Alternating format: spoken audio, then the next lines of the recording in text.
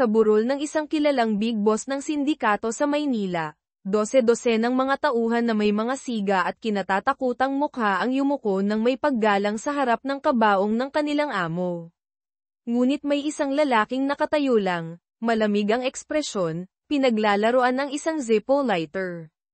"Anong ginagawa mo dyan? Yumuko ka," sigaw ng isang alipors.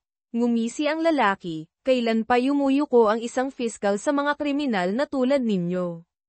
Gulat pa si Katas, ang kanang kamay ng yumaong big boss, nang ang bata at makisig na piskal na si Antonio Reyes ay mayabang na lumakad patungo sa pangunahing upuan at naupo. Nagngingit-ngit sa galit si Katas, sinadya niyang kinalikot ang ilong at ipinitik ang daliri patungo sa mangkok ng mainit na bulalo na nasa harap ni Tonyo. Ngunit hindi inaasahan, hindi nagbago ang ekspresyon ni Tonyo.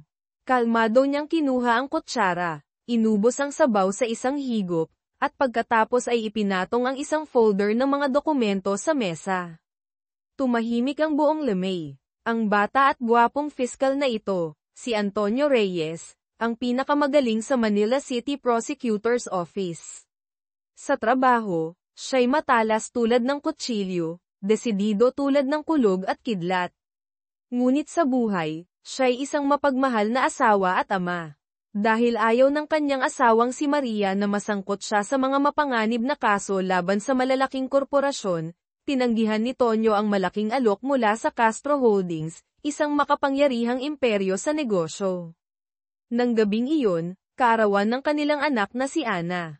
Bihirang umuwi si Tonyo sa tamang oras, dala ang cake mula sa Red Ribbon at laruan mula sa Jollibee para sa anak. Pagsapit ng gabi, dahan-daang nilagyan ni Maria ng band-aid ang maliit na gallows sa sakong ni Tonyo, nangangakong gigisingan siya ng maaga kinabukasan. Ngumiti si Tonyo, payapang nakatulog sa mainit na yakap ng asawa. Ngunit pagsikat ng araw, nagulantang si Tonyo nang magising siyang nakahiga sa malamig na semento ng Manila City Jail. Paglingon niya, wala sina Maria at Ana. Si Benjo, ang kanyang bayaw na prison guard doon, ang nagsabi sa kanya ng karumal-dumal na balita gamit ang tuyong boses, si Tonyo mismo ang pumatay sa kanyang mag-ina. Hindi makapaniwala si Tonyo. Nawalan ng pasensya si Benjo. Iniabot sa kanya ang basag na salamin, at mapait na ipinaalala, "Kuya Tonyo, halos 4 na buwan ka na rito. Nahatulan ka na ng bitay." Nakita ni Warden Diaz, ang warden ng kulungan, ang tulalang si Tonyo at pinahiram siya ng telepono. Nanginginig na pinindot ni Tonyo ang numero ng kanilang bahay, ngunit puro dial tone lang ang naririnig niya. Pinayuhan siya ni Warden Diaz na tanggapin na ang katotohanan. Nagwala si Tonyo, sumisigaw, nagtatanong kung nasaan ang kanyang mag-ina. Dahil sa panggugulo, ipinasok siya sa Bartolina. Sa madilim at maalinsangang selda, gulong-gulo ang isip ni Tonyo. Malinaw sa alaala niya na masaya silang nagdiriwang ng kaarawan ni Ana sa kanilang tahanan sa Quezon City kagabi. Bakit pagkatapos lang ng isang tulog, naging isa na siyang brutal na kriminal? Bigla niyang naalala ang paglalagay ni Maria ng band-aid sa kanyang sakong. Tiningnan niya ito, naghilom na ang sugat, tuyo at matigas. Ang oras, mukhang matagal nang ang lumipas. Ngunit wala siyang maalala sa mga nangyari. Ang malupit na katotohanan, tulad ng sinabi ni Warden Diaz, ay 4 na buwan na ang nakalipas mula nang makulong si Tonyo. Ang ugat ng lahat ay nagsimula 4 na buwan na ang nakararaan. Isang babae mula sa isang mamahaling nightclub sa Bonifacio Global City, BGC, ang brutal na binugbog sa pribadong mansyon ni Miguel Castro, Vice President ng Castro Holdings. Sa investigasyon sa mansyon sa Forbes Park, natagpuan ni Tonyo ang Dagwang Golf Club ang sandatang ginamit. Malinaw ang ebidensya. Dala ni Tonyo ang arrest warrant sa opisina ng Castro Holdings para arestuhin si Miguel. Ngunit wala na si Miguel. Ang naroon lamang ay si Manuel Castro, ang kakambal niyang magkamukhang magkamukha. Kabaligtaran ng kapatid na maluho at babero, si Manuel ay isang respetadong negosyante, ang tagapagmana ni Don Alejandro Castro, ang chairman ng korporasyon. Nang makita ang arrest warrant mula sa piskal, inutusan ni Manuel ang kanyang mga tauhan na makipagtulungan sa investigasyon, habang siya'y lihim na nagmaneho papunta sa isang 5-star hotel sa Makati para kausapin si Miguel, hinihimok itong sumuko. Hindi nakinig si Miguel, bagkus inakusahan pa ang kapatid na gustong siyang ipahamak. Lagi siyang naiinggit dahil si Manuel ang paborito ng ama at hinahasa para sa pamumuno, habang siya'y tila napabayan. Habang nakatingin sa sariling refleksyon sa salamin ng hotel room, isang malamig na ngiti ang gumuhit sa labi ni Miguel. Bigla niyang hinampas ng florera si Manuel sa ulo, kinuha ang wallet, cellphone, at relo ng kapatid. Pagkatapos, itinulak niya ang sariling kapatid mula sa mataas na balkonahe. Matapos ang krimen, kalmadong inayos ni Miguel ang buhok para maging kamukha ni Manuel, isinuot ang salamin. At singsing nito, sumulat siya ng pekeng suicide note sa pangalan ni Miguel, at kampanteng sumakay sa kotse ng driver ni Manuel, dumiretso sa condominium building kung saan nakatira ang kapatid. Walang sino mang nakapansin sa pagpapalit. Sa tulong ng receptionist, nalaman ni Miguel ang unit number ng kapatid at nag-doorbell. Ang nagbukas ng pinto ay si Elena, asawa ni Manuel, hipag ni Miguel. Isang tingin pa lang, agad nakilala ni Elena na hindi ang asawa niya ang nasa harapan niya. Kaharap ang hipag, hindi na nag-abalang magkunwari si Miguel. Alam niyang may sariling dahilan si Elena sa pagpapakasal kay Manuel. Alam mo na ang gagawin mo, babala ni Miguel. May kanya-kanya tayong sikreto. Nang gabing iyon, kumalat ang balita tungkol sa pagpapakamatay ni Miguel Castro sa pagtalon mula sa hotel. Si Manuel, na si Miguel pala, ay isinugod sa St. Luke's Medical Center, kritikal ang kondisyon. Dahil nakapangalan kay Miguel ang hotel room, lahat ay naniwalang ang nagpatiwakal ay ang nakababatang kapatid. Agad na pumunta si Tonyo sa hotel, natagpuan ang suicide note, isang pekeng pag-amin ni Miguel. Tila sarado na ang kaso. Ngunit agad nakapansin ng mga di pangkaraniwang bagay si Tonyo, walang alkohol sa dugo ni Miguel, samantalang sinabi ng hotel staff na amoy alak ito nang dalhan ng pagkain. Nakita rin sa CCTV na si Manuel ang huling taong nakipagkita kay Miguel, bago ang insidente. Sunod-sunod na pagdududa ang nabuo sa isip ni Tonyo. Bumisita siya sa ospital para tingnan si Manuel, na si Miguel pala, na comatose at ipinakita ang suicide note nang ito'y bahagyang magkamalay. Sa harap ni Fiscal Tonyo, perpektong ginampanan ni Miguel ang papel ng nagdadalamhating kapatid. Sakto namang ang tunay na Manuel, na nag-aagaw buhay sa ibang silid, lihim na inilipat ni Miguel, ay biglang nagkamalay. Lumuhad si Tonyo sa tabi ng kama. Humihingal na binigkas ni Manuel ang kanyang mga huling salita bago nalagutan ng hininga. Nagkunwaring umiiyak ng malakas si Miguel, ngunit natigilan si Tonyo. Ang huling salitang binigkas ni Manuel ay ang pangalan ng kanyang kapatid, Miguel. Miguel. Ang mga pahiwatig at ang huling habilin ay nagbigay kay Tonyo ng matibay na dahilan para pagdudahan ang pagkatao ng Manuel, na nasa harap niya. Humiling siya ng autopsy sa bangkay ng namatay, na akala ng lahat ay si Miguel. Pilit tinatago ni Miguel ang kaba. Dumating si Don Alejandro Castro, ang ama ng magkapatid. Natakot si Miguel na mabuko, at halos mautal na humingi ng tulong sa ama. Ngunit kabalintunaan, hindi siya nakilala ng sariling ama, at sinabihan pa si Manuel, nakalimutan na ang makasalaan ng kapatid. Ang sinabi ng ama ay nagdulot ng sakit at ginhawa kay Miguel. Kung pati ama niya ay hindi siya nakilala, perpekto nga ang kanyang pagkukunwari. Inatasan ni Tonyo si Dr. Cruz, ang medical examiner, na magsagawa ng autopsy. Natuklasan ni Dr. Cruz na ang 10 daliri ng namatay ay malubhang nasira, hindi makuna ng fingerprint, dahil kumapit si Manuel sa gilid ng balkonahe nang itulak. Walang silbi ang DNA test dahil halos magkapareho ang DNA ng identical twins. Nagmungkahi si Tonyo ng solusyon, kunin ang fingerprint ng Manuel Castro ngayon. Kung tumugma ito sa record ni Manuel, siguradong si Miguel ang namatay. Para maiwasan ang hinala, napilitang pumayag si Miguel na magbigay ng fingerprint. Kinabukasan malalaman ang resulta. Nang gabing iyon, hindi mapakali si Miguel. Kapag lumabas ang resulta, mabubunyag ang lahat ng krimen niya. Matapos mag-isip, may tinawagan siyang isang misteryosong tao. Kinaumagahan, pumunta si Tonyo sa crime lab para kunin ang resulta. Ngunit lubos siyang nabigo. Ang fingerprint na kinuha kahapon ay tumugma sa record ni Manuel Castro. Kung gayon, ang namatay nga ay si Miguel. Kahit malinaw ang ebidensya, pakiramdam ni Tonyo ay may mali pa rin. May duda rin si Dr. Cruz, nakita sa autopsy na may marka ng matagal na pagsusuot ng salamin sa tulay ng ilong ng namatay, ngunit ayon sa impormasyon, bihirang magsuot ng salamin si Miguel. Nang gabi ring iyon, pauwi na si Dr. Cruz nang banggay ng kanyang sasakyan ng isang hindi kilalang truck. Namatay noon din si Dr. Cruz. Tumawag ang salarin kay Miguel, tapos na ang misyon. Matapos ang matagumpay na pagpapalit ng pagkatao at pag-alis sa panganib mula sa medical examiner, ganap nang ginampanan ni Miguel ang pagiging si Manuel Castro. Walang sino mang naghinala sa kanya.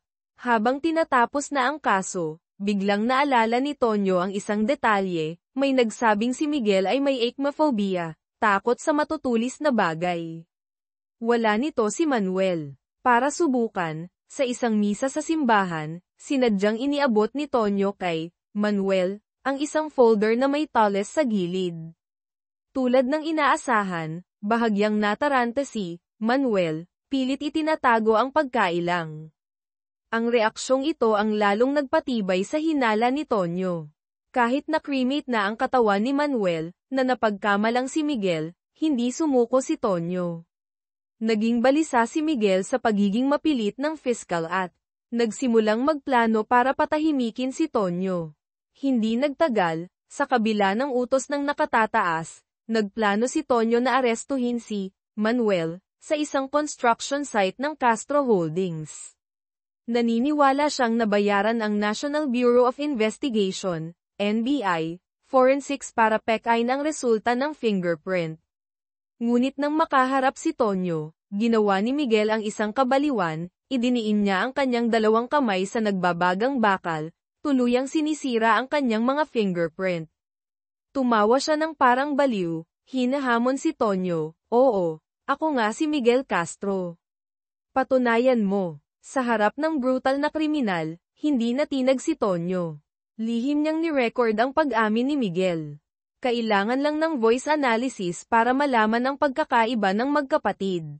Nagplano si Tonyo na magpatawag ng press conference para ibunyag ang katotohanan. Ngunit sa mismong araw na iyon, pumutok ang nakagigimbal na balita, Fiscal Antonio Reyes, pinatay ang sariling mag-ina sa kanilang bahay. Balik sa kasalukuyan, sa Manila City Jail. Ang tanging nasa isip ni Tonyo ay ang masayang alaala ng kaarawan ni Ana. Ngunit ang lahat ng nangyari pagkatapos noon ay isang blankong espasyo. Isang araw, dumating ang abogado de officio para kausapin si Tonyo, pinapipirma siya sa confession, sinabing inihanda na ito ni Ricky Santos. Si Ricky ay matalik na kaibigan ni Tonyo sa loob ng 15 taon, isa ring fiskal. Matapos ang nangyari kay Tonyo, madalas kumonsulta si Ricky sa isang psychiatrist para malaman ang dahilan ng amnesia ng kaibigan. Ipinaliwanag ng doktor na ang amnesia ni Tonyo ay maaaring isang defense mechanism ng utak sa isang matinding trauma na hindi niya matanggap, na nangyari pagkatapos ng kaarawan. Nagbabala rin ang doktor na ang magandang alaala ng kaarawan ay maaaring imahinasyon lang ni Tonyo para pagtakpan ang masakit na katotohanan. Pinayuhan niya si Ricky na tulungan si Tonyo na harapin ang realidad, kung hindi ay paulit-ulit lang siyang makukulong sa siklo ng pagkawala ng alaala at tuluyang masisiraan ng bait.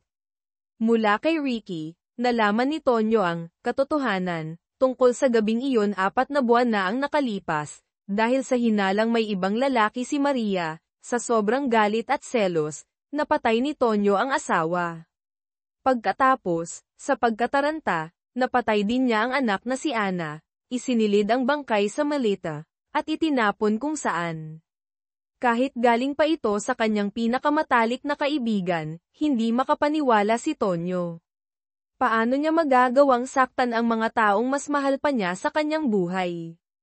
Tumahimik si Ricky, iniabot lang kay Tonyo ang case folder. Para malaman ang katotohanan, nagpa siya si Tonyo na kailangan niyang magpakatatag. Sa araw, sumasali siya sa mga gawain kasama ang ibang bilanggo, pilit na nagmumukhang normal. Ngunit sa gabi, pagkatapos ng ronda ng mga gwardya, lihim niyang pinag-aaralan ang mga dokumento sa dilim. Hindi niya alam na si Warden Diaz ay regular na nakikipag-ugnayan kay Miguel, inirerepor ang kalagayan niya. Sa kabilang linya, isang tusong ngiti ang nasa labi ni Miguel. Habang nakakulong si Tonyo, tila nasa langit si Miguel. Namumuhay siya sa Karangyan bilang si Manuel Castro. Si Elena, ang tanging nakakaalam ng kanyang sikreto, ay nananatiling tahimik.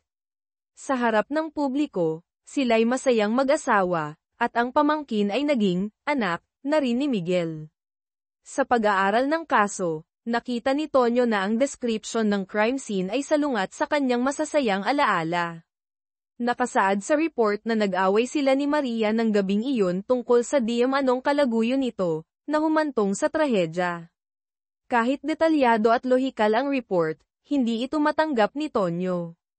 Ang naunang abogado de officio ay binugbog ni Tonyo dahil pinilit siyang umamin at nag-resign ito. Walang ibang abogado ang gustong humawak sa kaso niya. Hanggang sa dumating si Attorney Isabela, David. Si Isa ay isang bata, masigasig, at napakatigas na abogada. Kilala siya sa pagtawag ng 12-12 ng testigo. Pinapahaba ang paglilitis mula 1 oras hanggang 5 para makamit ang hustisya para sa kliyente. Siya ang kinatatakutan ng maraming hukom. Tila isang bag itong walang kinatatakutan, tinanggap niya ang komplikadong kaso. Sa katunayan, si Isa at Fiscal Tonyo ay maraming beses nang nagkaharap sa korte. Kahit laging si Tonyo ang nananalo, hindi kailanman sumuko si Isa. Taglay ang prinsipyong walang inosenteng makukulong, desidido siyang ipagtanggol si Tonyo. Kinausap niya ang pulis na nag-imbestiga noon. Naalala ng pulis na pagkatapos ng krimen, laging binubulong ni Tonyo ang, "Pinatay ko si Maria." Kahit hindi natagpuan ang kalaguyo ni Maria, itinuring ng pulis na sapat na ang ebidensya. Humingi si Isa ng kopya ng crime scene reconstruction video mula sa isang kaibigan sa Paiskalya. Matapos panooring mabuti, may napansin siyang mahalagang detalye. Kinausap niya si Ricky Santos, ang piskal na nagsampa ng kaso at humiling ng parusang bitay para kay Tonyo sa unang pagdinig. Sinabi lang ni Ricky na ginagawa niya lang ang trabaho niya. Itinuro ni Isa, sa video, kanan ang ginagamit ng gumaganap na sospek, pero kaliwete si Fiscal Reyes. Alam ni Isa na gumamit si Ricky ng stand-in, para kay Tonyo sa reconstruction.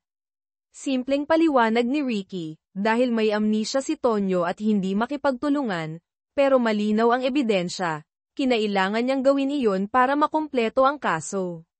Matapos makumpirma ang puntong ito, unang beses na binisita ni Isa si Tonyo sa kulungan. Malapit na ang pagdinig sa apela. Sinabi ni Isa ang tungkol sa pekeng crime scene reconstruction, umaasang pipirma si Tonyo sa authorization para siya ang maging abogado nito. Sa ngayon, ako lang ang makakatulong sa'yo, sabi ni Isa. Ngunit agad tumanggi si Tonyo.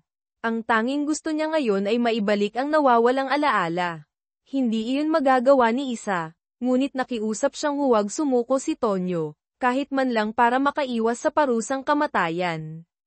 Naging marahas muli ang reaksyon ni Tonyo, "Anong magbabago kung makaiwas ako sa bitay?" Samantala, si Miguel ay patuloy sa pagpapanggap bilang si Manuel. Nagpagawa siya ng sikretong silid sa opisina, puno ng impormasyon tungkol sa mga kakilala ni Manuel, kinakabisa bago makipagkita. Ngunit may panganib pa rin. Isang araw, nakatanggap siya ng isang sobre na walang pangalan na naglalaman ng litrato nilang magkapatid. Naghinala si Miguel na si Tonyo ang nagpadala, natatakot na bumabalik na ang alaala nito. Para makasiguro, pumunta siya sa kulungan para bisitahin si Tonyo. Naabutan niyang inaatake ni Tonyo ang isang gwardya at ginawa siyang hostage. Dumating si Benjo, ang bayaw niyang gwardya, at muling isinigaw kay Tonyo ang masakit na katotohanan, ikaw ang Sumire sa pamilya mo. Tanggapin mo na. Kinaladkad palayo si Tonyo. Ngumisi si Miguel, mukhang totoong wala nang maalala si Tonyo at hindi nabanta. Pag-alis sa kulungan, ibinigay niya ang litrato sa tauhan, iniutos na hanapin kung sino ang nagpadala. Matapos ang bigong pagtakas, ibinalik si Tonyo sa Bartolina. Naalala niya ang masasayang sandali kasama si Benjo, at labis siyang nalungkot. Sa harap ni Benjo sa rehas, nagmamakaawa si Tonyo, hindi talaga ako. Hindi ko ginawa, ngunit si Benjo, na ilang buwan nang naguhukay sa mga burol sa paligid ng Maynila para hanapin ang bangkay ng pamangkin, ay malamig lang na sumagot, kung ganun, alalahanin mo.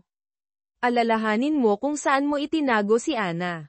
Ang mga sinasabi ng lahat sa paligid ay unti-unting nagpabago sa isip ni Tonyo. Posible nga kayang, nagawa niya iyon. Nagpa siyang iurong na ang apela. Sa ikalawang pagdinig, dinala ni Ricky ang waiver para pirmahan ni Tonyo. Ngunit laking gulat niya, tinitigan ni Tonyo ang papel, at dahan-daang umiling. Hindi siya pipirma. Kani-kanina lang, sa nakasusulasok na kadiliman ng Bartolina, aksidenteng nahawakan ni Tonyo ang isang mahalagang bakas. Ngayon, kaharap si Ricky Santos, nanlilisik ang mga mata ni Tonyo sa determinasyon, hahanapin ko ang katotohanan. Ang bakas na iyon ay mga ukit sa malamig na semento, magulo ngunit malinaw, paro-paro. Ito ang palayaw na tawag sa kanya ni Maria. Sa malabong alaala ni Tonyo, sa mismong gabi ng kaarawan ni Ana, ginamit ni Maria ang pangalang, paro-paro cakes, sa pag-order ng birthday cake mula sa isang suking tindahan. Ayon sa kwento ng mga kapwa bilanggo, sa loob ng 4 na buwan, hindi mabilang na beses nang naipasok si Tonyo sa Bartolina. Isang kasama sa selda na si Mang Cardo ang nagtala sa kanyang diary ng mga araw na nawawala ng alaala si Tonyo. Naikwento niya na bago ang unang pagdinig, 1 linggo si Tonyo sa Bartolina, walang tigil sa pagsusulat, naghahanda ng mga dokumento para sa depensa, ngunit lahat ay kinumpiska ni Warden Diaz. Sa mismong umaga ng unang paglilitis, tuluyan nang nawala ang alaala ni Tonyo, hindi na maintindihan kung bakit siya nasa korte. Ang kwento ni Mang Cardo ang lalong nagtulak kay Tonyo na maniwala sa kanyang hinala, may malaking sikreto ang kasong ito. Tama ang hinala ni Tonyo. 4 na buwan na ang nakalipas, nang malapit na ang pagdinig, desperadong naghanap ng ebidensya si Tonyo. Ngunit lihim na kinausap ni Warden Diaz si Miguel Castro. Nagkasabuatan sila. Sa dahilan ng pag-iinspeksyon ng selda, sadyang naglagay si Warden Diaz ng kontrabando sa gamit ni Tonyo, ginamit itong dahilan para ipasok siya sa Bartolina. Kinuha niya lahat ng dokumento ng investigasyon ni Tonyo at ibinigay kay Miguel. Kapalit nito, nangako si Miguel na gagamitin ang impluwensya para mailipat si Diaz sa mas magandang posisyon sa Bureau of Corrections. Inutusan din ni Miguel si Diaz na siguraduhing mawawalan ng alaala si Tonyo bago ang pagdinig para hindi siya makapagdepensa. 2 beses nang nawalan ng alaala si Tonyo noon. Naniniwala si Diaz na ang pagkakakulong muli sa Bartolina ang magti-trigger sa pangatlong pagkakataon. Noong nakakulong siya sa Bartolina noon, nagmakaawa si Tonyo kay Benjo na tulungan siya, sinabing kailangan niyang maghanda para sa korte. Ngunit walang magawa si Benjo. Maliban na lang kung moalang muli ng alaala, si Tonyo, hindi siya palalabasin ni Warden Diaz. 1 araw na lang bago ang pagdinig. Para makahawak sa maliit na pag-asa, tiniis ni Tonyo ang sakit, ginamit ang kuko para iukit ang bawat letra, bawat bakas sa madilim na sahig. Balik sa kasalukuyan. Para makabalik sa dating Bartolina at makita muli ang mga ukit, sadyang nakipag-away si Tonyo. Ngunit sa kasamaang palad, sa ibang Bartolina siya ipinasok, katabi lang. Ang silid na may mga bakas ay may ibang tao na. Sinubukan ni Tonyo na kausapin ang bilanggo roon. Totoo ngang nakita niya ang mga nakaukit sa sahig, ngunit ayaw niyang sabihin kay Tonyo. Dahil, ang taong iyon ay si Katas, Lau Nhi, Chunsik, ang siga na dating ipinakulong ni Tonyo dahil sa hinalang pagpatay sa kanyang amo. Lagi niyang sinasabing inosente siya. Nagkrus ang kanilang landas sa mahirap na sitwasyon ni Tonyo. Nakaramdam si Warden Diaz na may hindi tama, kaya lumapit siya para mag-inspeksyon. Mabilis na tinakpan ni Katas ng paa ang mga ukit, nagsinungaling na walang anuman doon. Pagkaalis ni Diaz, naintindihan ni Tonyo kung bakit ginawa iyon ni Katas. Nasa ulo niya ang lahat ng nakaukit at gusto niyang gamitin ito para makipagnegosasyon kay Tonyo. Ilabas mo ko sa langgang to, kondisyon ni Katas, at sasabihin ko sa'yo. Malapit na ang pagdinig ng apela, walang ibang pagpipilian si Tonyo kundi pumayag. Mabilis na nakaisip ng paraan si Tonyo. Tinawag niya si Benjo, nagsinungaling na naalala na niya kung saan itinago ang bangkay ni Ana. Kapalit ng impormasyong iyon, hiniling niyang ilabas silang dalawa ni Katas sa Bartolina. Sa sobrang pagnanais na mahanap ang pamangkin, pumayag si Benjo kahit delikado. Tumyupad si Katas sa usapan, sinabi kay Tonyo ang unang dalawang salitang nakaukit, kampana. Siyempre, maliit na bahagi lang ito. Gusto niyang itago ang iba pang bakas para sa susunod na negosasyon. Kampana. Naguluhan si Tonyo. Anong kampana? Samantala, ganap nang nagpapanggap si Miguel Castro bilang si Manuel, kahit ang mga pinakamalapit ay nahihirapang makahalata. Ngunit isang araw, biglang binigyan ni Don Alejandro Castro ng isang gawain si Manuel, isang fencer na sinusuportahan ng Castro Holdings ang nanalo ng gintong medalya. Para magdiwang, gusto ni Don Alejandro na magdaos ng isang party, at si Manuel ay kailangang makipag-eskrima sa kampyon sa mismong party. Nanigas si Miguel. Maraming taon na ang nakalipas, habang nagsasanay ng eskrima kasama ang tunay na Manuel. Aksidenteng nasugatan ni Manuel ang kaliwang mata ni Miguel, na nagdulot ng permanenteng paglabo ng paningin.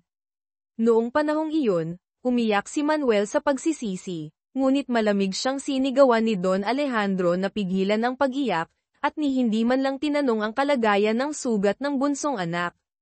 Marahil ang kalupitan at kalamigan ng ama ang pinagmulan ng kanyang ekmaphobia, takot sa matutulis na bagay. Ngayon, para maitago ang sikreto ng pagkatao at kapansanan, kailangan niyang desperadong magsanay muli ng eskrima, pilit na kontrolin ang matinding takot. Ngunit patuloy ang panganib. Isang araw, may nakita si Miguel na isang folder sa kanyang mesa. Nasa loob ang isang medical diagnosis na nagsasabing mayroon siyang ekmaphobia. Hinabol niya ang nag-iwan nito, ngunit nawala na ito. Nagalit si Miguel. Bukod kay Tonyo, sino pa ang nakakaalam ng sikreto niya? Hindi niya alam, ang nag-iwan ng dokumento ay si Dong Hyun, dating kasamahan ni Tonyo sa prosecutor's office, na patuloy na nag-iimbestiga ng palihim. Naalala ni Dong Hyun ang sinabi ni Tonyo noon, kapag walang nangyayari sa imbestigasyon, minsan kailangang gumawa ng ingay. Kasabay nito, si Elena, asawa ni Manuel, na tinatawag na ngayong asawa ni Miguel, ay pilit pa ring itinatago ang sikreto ng kanyang bayaw. Bulong-bulungan sa alta sosyedad na si Elena ang pinakamasayang babae, nakuha ang pag-ibig at yaman sa kasal na ito. Hindi nila alam, dati, ang kasintahan ni Elena ay si Miguel. Kalaunan, para sa kapakanan ng pamilya, napilitan siyang pakasalan si Manuel na kamukha ni Miguel ngunit nasa kanya ang lahat ng wala kay Miguel. Si Elena lang ang nakakaalam ng kapalit ng kanyang pinili. Kahit tinanggihan ni Tonyo, hindi tumigil si Attorney Isa David sa pagtulong sa kanya. Sa pagkakataong ito, kinumpronta niya si Ricky Santos. Bakit ka humiling ng parusang kamatayan sa unang pagdinig, gayong alam mong may amnesia si Tonyo? Diretsong tanong ni Isa. Malamig na sumagot si Ricky, na naghihinala siyang hindi totoong may amnesia si Tonyo. Ang mga pagkakataong nawawalan siya ng alaala ay laging nagkakataon, sabi ni Ricky, araw ng crime scene reconstruction, araw ng unang paglilitis, lahat ay mahahalagang sandali. Paano ako maniniwalang hindi siya nagkukunwari para makatakas sa parusa? Dagdag pa ni Ricky, bago ang huling pagkawala ng alaala, personal na umamin sa kanya si Tonyo na siya ang pumatay. Ang mga sinabi ni Ricky ay nagpabigat sa dibdib ni Isa. Naalala niya ang sinabi ni Fiscal Tonyo noon sa kanya, huwag kang lubos na magtitiwala sa kliyente. Ngunit isang casual na komento mula sa kanilang kasambahay ang nagbigay ng ideya kay Isa. Nagpasya siyang puntahan muli si Tonyo sa kulungan. Kung tinanggihan mo akong maging abogado mo, bakit sa tuwing humihiling ako ng pagbisita, pumapayag ka? Tinitigan ni Isa si Tonyo sa mata. Hindi na niya hinintay ang sagot, nagpatuloy siya, buo ang loob, alam ko, sa kaibuturan mo, umaasa kang magdadala ako ng bagong lead. Gusto mong malaman ang katotohanan. Huwag ka nang umiwas, Fiscal Reyes. Ang sinseridad at determinasyon ni Isa ang nagpaiyak kay Tonyo. Sa wakas, binuksan niya ang kanyang puso, piniling makipagtulungan sa nag-iisang abogadong handang pumanig sa kanya. Nang gabing iyon, muling napanaginipan ni Tonyo ang kaarawan ni Ana. Pagkatapos nilang batiin ang anak, sa pagitan ng tulog at gising, tila narinig niya ang tunog ng doorbell. Nagising si Tonyo. Doorbell. Ibig sabihin, may dumating na tao sa bahay nila ng gabing iyon. Nang may ugnay ito sa bakas na kampana mula kay Katas, agad humiling si Tonyo na makausap si Ricky at ikinwento ang bagong natuklasan. Nagkunwaring nagulat si Ricky, nangakong iimbestigahan agad. Ngunit ang totoo, si Ricky Santos, ang matalik na kaibigan sa loob ng 15 taon, ay nagtatago rin ng isang madilim na sikreto. Noon, parehong pumasa sina Tonyo at Ricky sa bar exam. Pareho silang umibig sa iisang babae, si Maria. Ngunit pinili ni Maria si Tonyo, na nag-iwan ng pinakamalaking panghihinayang kay Ricky. Sa gabi ng krimen, pumunta si Ricky sa bahay ni Tonyo para magbigay ng huling regalo kay Ana, isang larwang isda na may recording function. Habang pinagmamasdan ang kasiyahan ni Maria kay Tonyo, lalong sumidhi ang pait sa puso ni Ricky. Ni-record niya ang kanyang pagbati sa larwang isda, kasama ang pagbanggit sa oras ng kanyang pagdating. Isang oras matapos hipan ni Ana ang kandila, inilagay ni Ricky ang laruan sa tabi ng kama ng bata at umalis. Kinabukasan, nang arestuhin ng mga pulis si Tonyo, nabigla si Ricky. Ayaw niya sanang makialam sa investigasyon. Ngunit inalok siya ng kanyang superior ng isang napakagandang oportunidad, isang posisyon bilang legal officer sa United Nations sa New York. Ang posisyong ito ay para sana kay Tonyo, ngunit dahil sa kaso, napunta ito kay Ricky na bahagyang mas mababa ang kakayahan. Hindi maitago ni Ricky ang tuwa. Sakto namang sinabi ng superior, nalaman na ang oras ng krimen. Sino mang pumasok sa bahay ng mga Reyes sa mga oras na iyon ay sospek. Nanlamig si Ricky. Sa mga oras na iyon, nasa loob siya ng bahay ni Tonyo. Agad niyang naalala ang recording na larwang isda. Para maiwasan ang hinala, gumawa siya ng dahilan para makabalik sa crime scene, palihim na kinuha ang larwang isda, isang mahalagang ebidensya. Maaaring pinakialaman din niya ang security log ng gusali para burahin ang kanyang bakas. Ang isang kasinungalingan ay nangangailangan ng libo pang kasinungalingan para mapagtakpan. Balik sa kasalukuyan, nagsinungaling si Ricky kay Tonyo, sira ang doorbell niyo nung gabing yun. Baka guni-guni mo lang yun. Dahil sa tiwala sa matalik na kaibigan, agad naniwala si Tonyo. Naputol ang lead tungkol sa kampana. Kinailangan muling lapitan ni Tonyo si Katas para sa karagdagang impormasyon. Sa pagkakataong ito, humingi si Katas ng isang kaha ng mamahaling sigarilyo. Nalaman ni Tonyo mula sa ibang bilanggo na ang makakapagpuslit ng sigarilyo ay ang mismong siga na binugbog niya ilang araw na ang nakalipas. Ang halaga ng isang kaha ay 50,000 Philippine pesos, malaking halaga sa loob ng kulungan. Namroblema si Tonyo sa pera nang dalhan siya ng gwardya ng perang padala mula sa labas. Galing ito sa kanyang biyenan. Ilang beses na siyang dinalaw nito sa loob ng 4 na buwan ngunit lagi niyang tinatanggihan. Hindi tulad ni Benjo, ang kanyang biyenan ay laging naniniwala sa kanyang inosensya. Dahil sa paggalang sa kabutihan nito, hindi ginamit ni Tonyo ang pera. Kinabukasan, nilapitan ni Tonyo ang sigang may akses sa sigarilyo, nag-alok ng kasunduan, bubugbugin mo ko, kapalit ng isang kaha. Pumayag ang siga, bagbog sarado man, nakuha ni Tonyo ang kailangan niya. Humanga si Katas sa diskarte ni Tonyo, mabilis na itinago ang sigarilyo, at tumyupad sa usapan, sinabi ang susunod na bakas, 16K. Ang numerong ito ay nagpagulo kay Tonyo. Ano ang 16K? Nakaramdam si Warden Diaz na may kakaiba kina Tonyo at Katas, kaya ipinakapkapan silang dalawa. Ngunit isang walang lamang kaha ng sigarilyo lang ang nakuha kay Katas. Walang nakuha kay Tonyo. Pinarusahan sila ni Diaz na magtrabaho sa rooftop. Nagbigay ito ng pagkakataon kina Tonyo at Katas na mag-usap ng sarilinan. Doon nalaman ni Katas na nalinlang siya ni Tonyo, itinago nito ang tunay na sigarilyo sa ibang lugar. Sa loob ng ilang buwan sa kulungan, natutunan ni Tonyo hindi lang makisama sa kapwa bilanggo kundi pati na rin kung paano harapin ang mga abusadong gwardya.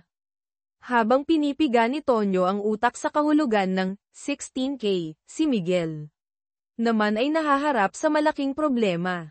Habang tinitingnan si Elena, bumalik ang mga alaala. Naalala niya ang kanilang nakaraan, at ang araw na ipinilit ng kanyang ama na pakasalan ni Elena si Manuel para sa kapakanan ng korporasyon. Nagwala siya noon, sumisigaw na kaya niyang isuko ang lahat, huwag lang ang babaeng mahal niya. Ngunit tinawag lang siyang mangmang ng ama, malayong malayo sa magaling na tagapagmana. Ngayon, nang makuha niya ang pagkatao ng kapatid, nakuha na rin niya sa wakas ang babaeng pinangarap. Dumating na ang party para sa fencing.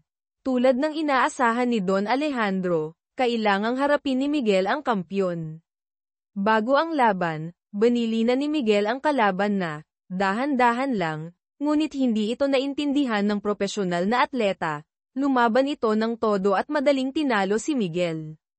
Sa sandaling itinutok ang espada sa kanya, umatake ang akmophobia ni Miguel.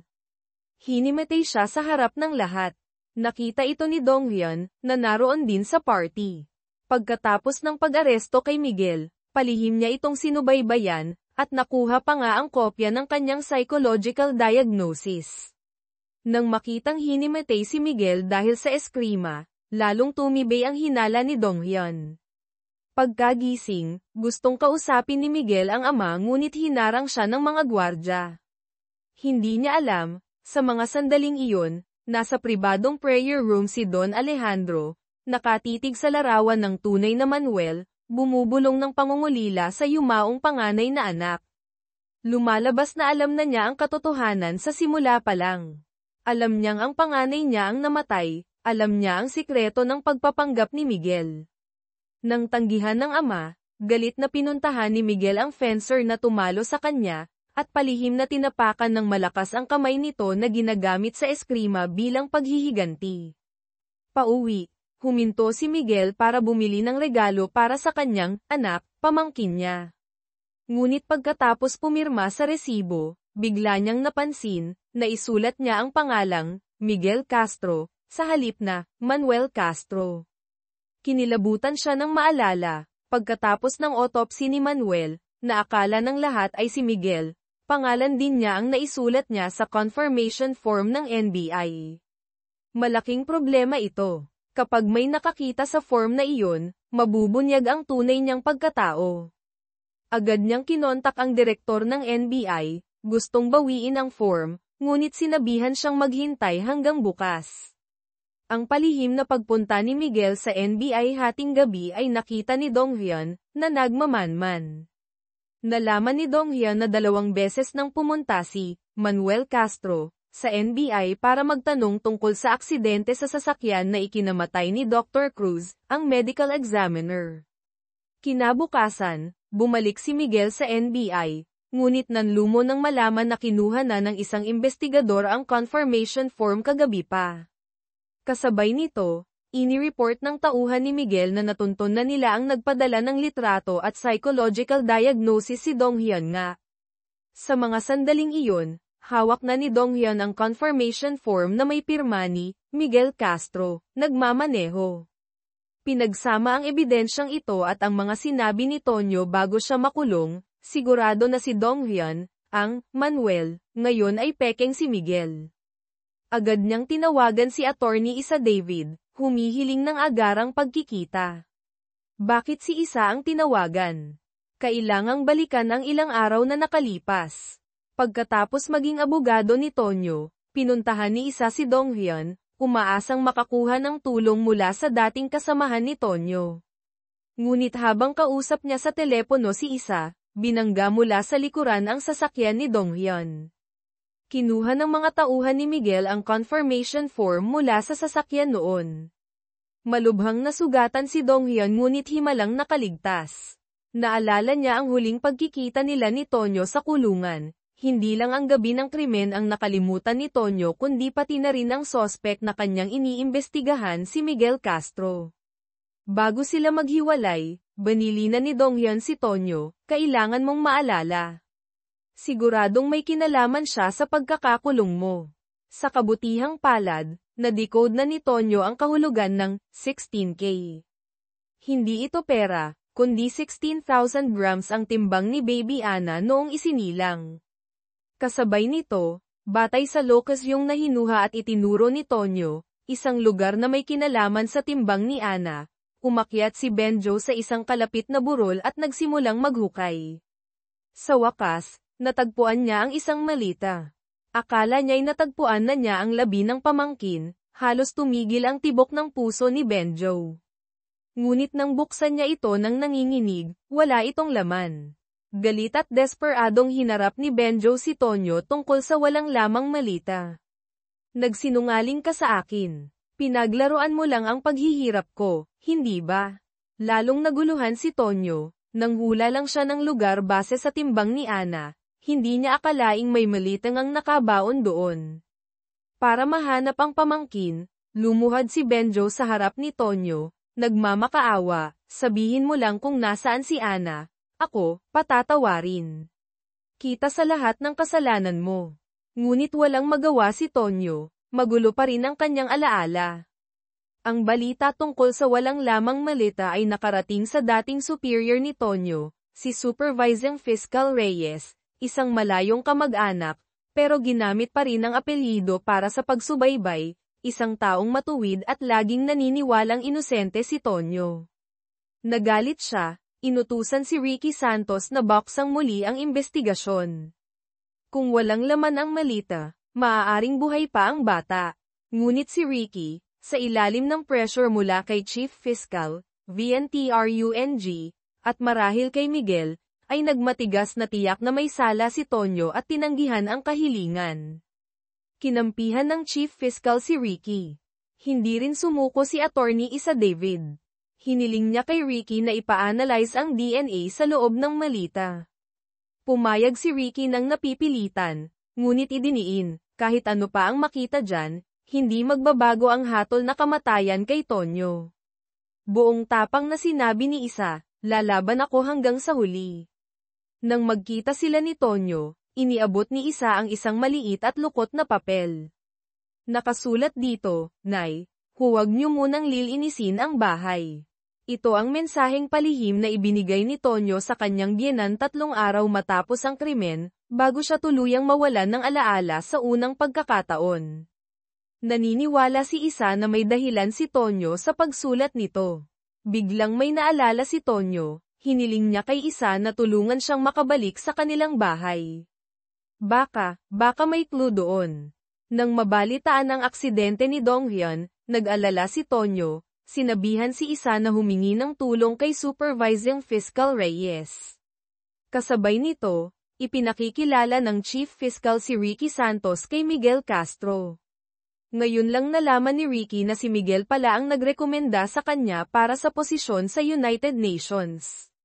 Walang tigil sa papuri si Miguel kay Ricky, sabay banggit sa nalalapit na ikalawang pagdinig ng apela ni Tonyo, pinapahiwatig na dapat, tumano ng utang na loob, si Ricky at huwag maging maluwag kay Tonyo. Pagkatapos ng pag-uusap, nakatanggap ng tawag si Ricky mula sa kanyang ina, ibinalita na ang kanyang ama ay nalasing, nakipag-away, naaresto at nangangailangan ng malaking halaga para sa piyansa at danyos. Mahirap ang kanilang pamilya, at nang maalala ang pabor ni na Miguel at Chief Fiscal, isang madilim na desisyon ang nabuo sa isip ni Ricky. Hinanap ni isa si Supervising Fiscal Reyes, ipinaliwanag ang tungkol sa pagpeke ni Ricky ng ebidensya sa crime scene at humingi ng tulong. Agad na pinagalitan ng Supervising Fiscal si Ricky. Pinilit itong payagan si Tonyo na makabalik sa kanilang bahay para maghanap ng ebidensya sa maikling panahon, sa ilalim ng mahigpit na pagbabantay. Dahil hawak siya sa leeg ng superior, walang nagawa si Ricky kundi sumunod. Kinabukasan, si Ricky mismo ang nagdala kay Tonyo pabalik sa bahay kung saan nangyari ang trahedya. Sa harap ng nag-ibang tahanan na nagpapaalala ng sakit, hindi napigilan ni Tonyo ang mapaluha. Maikli lang ang oras, at dahil laging minamadali ni Ricky, pinilit ni Tonyo na alalahanin ang lahat. Bigla niyang naalala ang isang mahalagang detalye, noong gabing iyon, matapos makitang wala ng buhay si Maria, napansin niya ang maliit na video camera sa tabi ng kama, kumikislap pa ang ilaw nagre-record ito. Bago dumating ang mga pulis, nagawa niyang kunin ang memory card at itago ito sa isang lugar sa bahay. Ngunit ngayon, kahit anong pilit niya, hindi niya matandaan kung saan eksakto ito itinago. Pagkabalik sa kulungan, binisita ng Chief Fiscal si Tonyo. Alam ni Tonyo na ang taong ito ay sakim sa kapangyarihan at hindi matuwid. Tama nga, sa kanilang pag-uusap, ginamit ng Chief Fiscal ang matatamis na salita para subukang alamin kung totoo bang may amnesia si Tonyo. Nagkunwaring mahina si Tonyo. Nakiusap na ipagtimpla siya ng tubig ng Chief Fiscal. Hindi inaasahan, ang mataas na opisyal na ito ay talagang personal na nag-abot ng tubig sa kanya. Agad na naisip ni Tonyo, sa labas ng silid-usapan ay tiyak na may importanteng tao na sinusuyo ng Chief Fiscal na nagmamasid marahil sa hidden camera o one-way mirror. Makalipas ang ilang sandali, sa elevator, nagkasalubong sina Tonyo at Miguel. Napagtanto ni Tonyo, ang nagmamasid sa kanya kanina ay si Miguel Castro. Nitong mga nakaraang araw, para makasiguro na totoong may amnesia si Tonyo, nagpanggap pa si Miguel na may trauma at nagpakonsulta sa isang psychiatrist, ang parehong doktor na kinausap ni Ricky noon. Sinabi ng doktor na maliit ang tsansang bumalik ang alaala ni Manuel, Miguel, na lalong nagpakampante kay Miguel. Nasa rooftop pa rin si Tonyo, nagtatrabaho kasama si Katas. Aksidenteng naisulat ni Katas ang mga clue mula sa sahig, kampana, 16K, sa isang piraso ng papel at ibinulsa. Nang hindi nakatingin si Katas, nadukat ito ni Tonyo. Ang huling clue na nakasulat doon ay, Nemo. Natigilan si Tonyo. Iyon ang pangalang ibinigay ni Ana sa nag-iisang goldfish na natira sa kanilang aquarium pagkatapos mamatay ang iba. Agad niyang nalaman kung saan niya itinago ang memory card sa loob ng maliit na dekorasyong kastilyo sa ilalim ng aquarium. Nang makita si Isa, agad sinabi ni Tonyo ang clue. Mabilis na bumalik si Isa sa bahay, sa dahilan na kukuha ng personal na gamit, at madaling nakuha ang memory card. Mabilis na dumating ang araw ng ikalawang pagdinig ng apela. Bago pumunta sa korte, inabutan si Tonyo ng mga mababait na kasamahan ng isang pirasong tokwa, ayon sa kaugalian na naghahangad na siya'y maputi sa kaso at magtagumpay. Sa korte, buong husay na lumaban si Attorney Isa David. Ipinresinta niya ang resulta ng DNA analysis, walang DNA ni Ana sa loob ng maleta. Patunay na hindi siya isinilid doon at kasalukuyang nawawala. Pagkatapos, ipinanood ni Isa ang video mula sa memory card. Mula sa mababang anggulo ng kamera sa tabi ng kama, makikita ang umatake kay Maria ay isang lalaking nakasuot ng make-and-tab na itim na leather shoes. Matatalinong nangatwiran si Isa, kung tulad ng sinasabi ng prosekusyon, pinatay ni Fiscal Reyes ang kanyang asawa habang nag-aaway. Nasa loob siya ng bahay noon, imposibleng nakasuot siya ng leather shoes na panglabas. Higit pa rito, walang nakitang anumang bakas ng ganitong sapatos ang mga Soko sa sala o saan man sa bahay. Imposibleng nagkaroon ng oras ang salarin na linisin ang mga bakas bago dumating ang mga pulis at mahuli si Fiscal Reyes. Iginiit ni isa, ang may-ari ng leather shoes na iyon ang tunay na salarin. Ang depensa ni isa ay nagpabago sa takbo ng paglilitis. Pabor kay Tonyo ang sitwasyon. Ngunit hindi inaasahan, may inilabas na alas si Ricky, isa pang video, maaaring mula sa security camera o gawa-gawa niya, kung saan si Tonyo, marahil sa gitna ng pagkataranta o mapanlinlang na interogasyon, ay nagsabi ng mga salitang tila umaamin na sinaktan niya ang kanyang asawa. O kaya'y iprinisinta ni Ricky ang kanyang testimonya tungkol sa pag-amin ni Tonyo. Muling bumaliktad ang sitwasyon. Sa huli, pinagtibay pa rin ng korte ang hatol na kamatayan. Pagkabalik sa kulungan, tuluyan nang nawalan ng pag-asa si Tonyo. Nang gabing iyon, habang tulog na ang mga kasama, kinuha niya ang lubid na itinago, handa nang tapusin ang sariling buhay. Ngunit pinigilan siya ng isang bilanggo na nagngangalang Sangil, na tahimik at laging nag-iisa. Huwag mong gawin yan, bulong ni Sangil, ang tunay na salarin, hindi ikaw, ako. Bukod sa nakagugulat na salitang iyon, mahina siyang umawit ng isang lullaby. Nagulat si Tonyo, iyon ang paboritong kanta ni Ana. Napagtanto niyang may itinatago si Sangil. Halos pasiga niyang tinanong kung sino si Sangil, bakit niya alam ang kantang iyon. Ngunit biglang nagbago ang kilos ni Sangil, natakot at umatras, tumangging sumagot. Dahil sa ingay at gulo, muling dinala si Tonyo sa Bartolina. Nag-iisa sa dilim, naalala ni Tonyo na dati, nagtanong sa kanya si Sangil tungkol sa batas, partikular sa kasong kidnapang at parusa nito.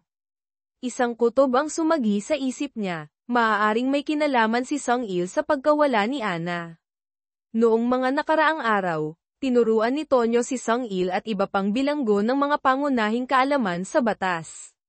Dahil doon, si Sangil, na walang pambayad ng abogado, ay nagawang ipagtanggol ang sarili sa kanyang kaso, marahil maliit na pagnanakaw, at napawalang sala. Kinabukasan, lalaya na si Sangil. Hindi mapakali si Tonyo ngunit wala siyang magawa. Sa labas, inutusan ni Miguel ang kanyang mga tauhan na hanapin agad si Sangil. Tila may sikreto sa pagitan nilang dalawa. Ngunit huli na ang mga tauhan, nakalaya na si Sangil. Nang matanggap ang balita, agad tinawagan ni Miguel si Warden Diaz, inutusan na ikulong ng mahigpit si Tonyo sa Bartolina sa mga panahong ito, bawal makipag-usap kan inuman. Sumunod si Diaz. Kahit anong pakiusap ni Tonyo, hindi siya pinayagang tumawag. Ngunit sa mga sandaling iyon, narinig ni Tonyo ang pamilyar na ringtone ng telepono ni Warden Diaz. Habang sinusundan ang tunog, isang pira-pirasong alaala ang biglang lumino. Ito ang ikatlong araw pagkatapos siyang maaresto, nakaupo siya sa holding cell nang marinig niya ang ringtone na ito mula sa telepono ng isang gwardya. Sa kabilang linya, narinig niya ang boses ni Ana, Daddy. Ngunit mabilis itong napalitan ng boses ng isang estrangherong lalaki, nagbabanta, kung gusto mong mabuhay ang anak mo, aminin mo ang pagpatay sa asawa mo. Dahil sa banta na iyon kaya niya anako ang kasalanan. Nang maalala ito, napaiyak si Tonyo sa saya at sakit. Sigurado siyang buhay pa ang kanyang anak. Ikinwento niya ito kay Benjo. Ngunit hindi naniwala si Benjo, nagalit pa nga at sinuntok si Tonyo dahil akala niya nagsisinungaling na naman ito. Ngunit nagkaroon ng bagong pag-asa. Isang araw, isang magandang doktora ang dumating sa kulungan. Ito ang psychiatrist na kumonsulta noon kay Tonyo, at kay Miguel na nagpapanggap. Seryoso niyang sinabi na matapos malaman na hindi nabibigyan ng tamang psychological treatment si Tonyo sa kulungan, gagamitin niya ang rason na kailangan niyang. I-report ito sa Department of Justice, at mahigpit niyang hiniling na masuri ang kondisyon ni Tonyo. Ang Chief Security Officer, kapanalig ni Warden Diaz, ay napilitang pumayag. Agad sinamantala ni Tonyo ang pagkakataon, Hiniling sa doktora na pahintulutan siyang gumawa ng isang agarang tawag. Samantala, matapos matalo sa ikalawang pagdinig, halos mawalan na ng pag-asa si Attorney Isa David. Nagbabalak na siyang iwanan ang kaso at nagsumite na ng resignation. Habang ibinibigay ni Isa ang sulat sa sekretarya, tumunog ang kanyang telepono. Si Tonyo ang tumatawag mula sa kulungan. Ikaw, abogado ko pa rin ba? Ang boses ni Tonyo, kahit mahina, ay may kakaibang determinasyon. Nang marinig ito, agad binawi ni Isa ang resignation letter. Hiniling ni Tonyo kay Isa na hanapin si Sangil sa labas. Nagulat si Isa, ang tono ni Tonyo ay tila bumalik sa dati niyang pagiging matalas na fiskal. Dahil sa paninindigan ni Tonyo, nagpa siya si Isa na lumaban hanggang sa huli. Hinarap niya si Ricky, buong tapang na sinabing hihiling siya ng retrial para kay Tonyo. Si Ricky, marahil dahil sa natitirang pagkakaibigan o konsensya, ay palihim ding nagpapahanap kay Ana. Ngunit binalaan siya ng chief fiscal na tumigil na, at madaliin ang pagtatapos ng anumang investigasyon tungkol kay Tonyo. Kung hindi nangyari to kay Tonyo, hinding-hindi mapupunta sa iyo ang pagkakataon sa United Nations. Ang mga salitang ito ay lalong nagpatindi sa hinanakit ni Ricky at determinasyong protektahan ang kanyang posisyon. Ayon kay Tonyo, may kapatid na babae si Sangil na may malubhang sakit at nasa ospital. Hinanap ni Isa ang lahat ng pampublikong ospital malapit sa kulungan. Sa wakas, nakakita siya ng lead sa isang ospital. Ngunit sinabi ng ospital na namatay na ang kapatid ni Sangil noong nakaraang taon pa. Hindi inaasahan, ang paghahanap ni Isa sa kapatid ni Sangil ay nakita ni Miguel, na nagkataong nasa ospital din na iyon. Dumalaw si Miguel sa kanyang inang may Alzheimer's. Habang tulog ang ina, kinausap ni Miguel si Elena, na kasama niya, binanggit ang nangyari kay Manuel, ang kapatid, at sinabing aalagaan niya si Elena bilang kapalit ng kapatid. Hindi alam ni Miguel, ang kanilang usapan na puno ng pahiwatig ay narinig lahat ng matandang ina, sa isang bihirang sandali ng kailan awan. Sa kulungan, si Katas mismo ang lumapit kay Tonyo. May bagong solte sa kanilang selda na siga, gusto niyang lumipat sa selda ni Tonyo. Hindi kumikibo si Tonyo na aburido. Ngunit may sinabi si Katas na gamulat sa kanya, hindi ko pinatay ang boss ko. Inosente ako. Pagkatapos maaresto ni Tonyo, nagmakaawa si Katas sa kanya noon. Sumagot si Tonyo ng isang bagay na ikinagulat ni Katas, alam ko. Lumalabas na inimbestigahan na pala ni Tonyo ang car crash na ikinamatay ng boss ni Katas. Natuklasan niya na may isa pang namatay sa aksidenteng iyon si Dr. Cruz, ang medical examiner ng NBI na humawak sa autopsy ni Miguel, na si Manuel pala. Nahulaan ni Tonyo na sinadya ang aksidente para pagtakpan ang katotohanan. Para malutas ang kaso, kinailangan ni Tonyo ng pansamantalang sospek para makakuha ng oras at mailigaw ang tunay na salarin, at si Katas ang napagdiskitahan. Bago mangyari ang lahat, banili na ni Tonyo si Katas na maghintay, kapag nahuli na niya ang mastermind, matatapos ang lahat at mabibigyan ng hustisya si Katas. Ngunit sa kasamaang palad, 3 araw matapos ang usapang iyon, biglang nawalan ng alaala si Tonyo. Ang sinabi ni Katas ay nagpaisip ng malalim kay Tonyo. Ang pangalang nagtulak sa kanya na kahit mang frame ng inosente, ay buong sikap niyang gustong mahuli. Sino nga ba ito? Walang iba kundi si Miguel Castro. Habang nalilito si Tonyo sa mga alaala, sa labas, nakahanap si Isa ng lead tungkol kay Sangil. May nakakaalam kung saan ito lumipat. Pinuntahan ito ni Isa at nanigas siya sa kinatatayuan. Ito ang mismong condominium building kung saan dati nakatira ang pamilya ni Tonyo. At ang mas nakakagulat, ang unit ni Sangil ay nasa tapat mismo ng dating unit ni Tonyo. Kasabay nito, hinahanap din ng mga tauhan ni Miguel si Sangil. Nalaman nilang bumalik ito sa kulungan. Agad nilang inabisuhan si Miguel. Bumalik si Sangil sa kulungan para bisitahin si Tonyo. Nakiusap si Tonyo na sabihin na ni Sangil ang totoo. Ngunit sinabi ni Sangil na nagsinungaling lang siya noon para bigyan ng pag-asa si Tonyo. Hindi naniwala si Tonyo. Tinanong niya kung bakit alam ni Sangil ang paboritong lullaby ni Ana. Hindi makasagot si Sangil, ngunit isang salitang nabitawan niya, malapit lang siya, ang gumulat kay Tonyo. Naghinala siyang itinago ni Sangil si Ana sa isang lugar malapit sa kulungan o sa dating kondominium. Tama ang hinala ni Tonyo. Sa mga sandaling iyon, nasa loob ng luma at sira-sirang van ni Sangil si Ana, na nakaparada sa isang bakanteng lote hindi kalayuan. Noong gabi ng krimen, dahil nakatira sa tapat, si Sangil, na nakasuot ng leather shoes sa video, ay natanong lang ng bahagya ng mga pulis. Nang gabing iyon, siya ang kumuha kay Ana na natutulog at dinala sa kanyang unit. Pagkatapos, siya ang ginamit ng misteryosong tao para tawagan at bantaan si Tonyo, utos ng mga tauhan ni Miguel, para umako sa kasalanan. Pumayag si Sangil dahil kailangan niya ng pera para sa operasyon ng kapatid, na hindi niya alam ay patay na pala. Pinadalhan siya ng pera ng mga tauhan ni Miguel, na hindi nagpakilala, at inutusan na isilid si Ana sa malita at itapon sa bundok. Gagawin sana ito ni Sangil, ngunit naawa siya sa mabait at kaawa-awang bata. Kaya itinago niya si Ana at dinala kung saan-saan. Sa mga sandaling ito, sa gitna ng stress at pagkakakulong, ang mga huling piraso ng alaala ni Tonyo ay bumabalik. Naalala niya ang detalye ng gabing iyon, nagising siya hating gabi, nakitang pinaslang si Maria. Nawawala si Ana. Tapos may tumawag na misteryosong tao, ginamit si Ana para bantaan siya, pinilit siyang umako sa pagpatay kay Maria. Para mailigtas ang anak, napilitan siyang sumunod, gumawa ng peking eksena, dugo, nag-ulong gamit, nag-iwan ng peking ebidensya na may kalaguyo si Maria.